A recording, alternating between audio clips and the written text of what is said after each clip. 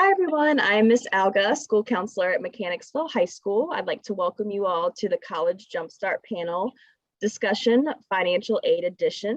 We are lucky to have Miss Barbara Hassett here. She's our GRASP advisor for Mechanicsville High School. We are lucky to have her working with our students and families as they go through the process of understanding how to pay for college.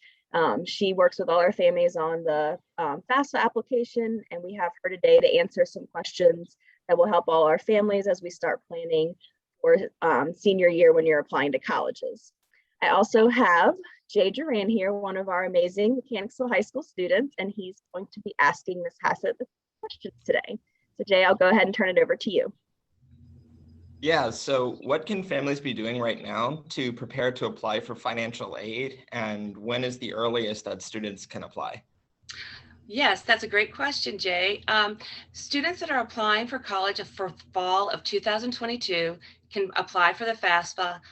The first time is October 1st, 2021. What you will need to have available to complete the FAFSA, you'll need your tax forms, your W-2 forms, and a current bank statement. Once you have that together, you can go to the website studentaid.gov. And the first thing you're going to need to do is create a FAFSA ID. FAFSA ID is for the parent as well as the student. And to complete that, you'll need your social security number, an email address, and a mobile phone. Once you've completed that, then you can start filling out your FAFSA. Once your FAFSA is completed, you will receive an email that is with a report called the Student Aid Report. In that report will be a number that is your EFC, expected family contribution. And that is the number that the schools and the government use to give students financial money. When you're filling out the FAFSA, what you may qualify for is the Pell Grant, which is free money. You also may qualify for Work Study, which is a federal program where you perform a small job on campus, and the government pays the university and you get a paycheck. And the third thing you get when you complete the FAFSA is the student loan. The student loan, you can either have a subsidized student loan or an unsubsidized loan. The subsidized loan, the government pays your interest while you're in college. The unsubsidized, you accrue the interest. And the way the loans work, you receive the loan, you do not pay anything back until 6 months after graduation or 6 months after you leave school. So it's very important that you understand that loans you do pay back, grants are free money you do not pay back.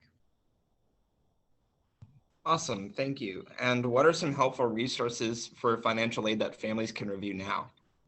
What I suggest to families do right now is to go on some college websites. Start having your child think about where they want to go to school, whether they want to go to a public or private school, and go on the website and go on to the cost. Click a tab that says cost/tuition, and there's a net price calculator on there, and you can estimate how much it would cost for you to send your child to that college. Costs that are going to be direct costs that you cannot change are going to be tuition, room and board. Those are fixed costs. Costs that can change are going to be books, travel, and personal expenses. So they try to estimate all those costs so that the family can see what the total cost of going to college is. Also, while you're on the website, you can look around on the financial aid tab. Some of the schools will have scholarships on that tab. Also, you can start looking for scholarships based on what your student might want to major in. You can start looking at these things now, because doing a scholarship search as a senior in high school is almost like another class. It takes time. You have to find the scholarship and then see if you qualify for it.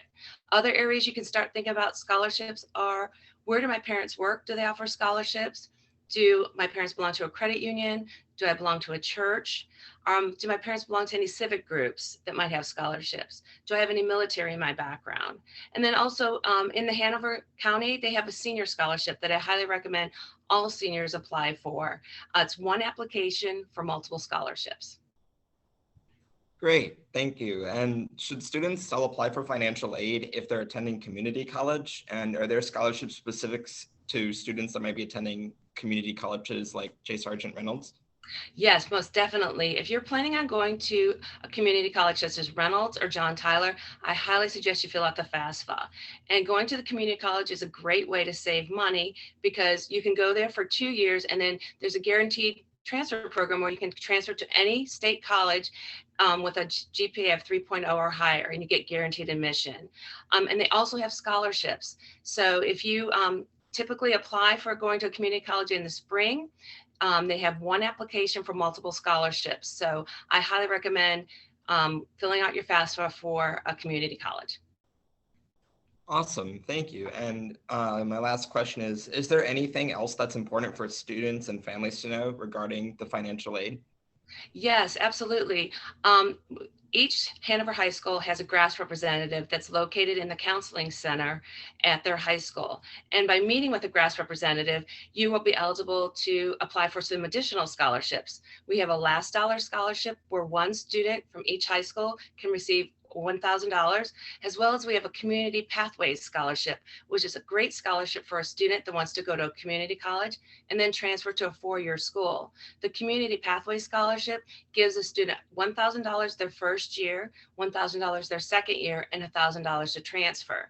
So you can only access these scholarships if you meet with your GRASP advisor. So I highly recommend that you contact your counselors to counseling center to schedule an appointment.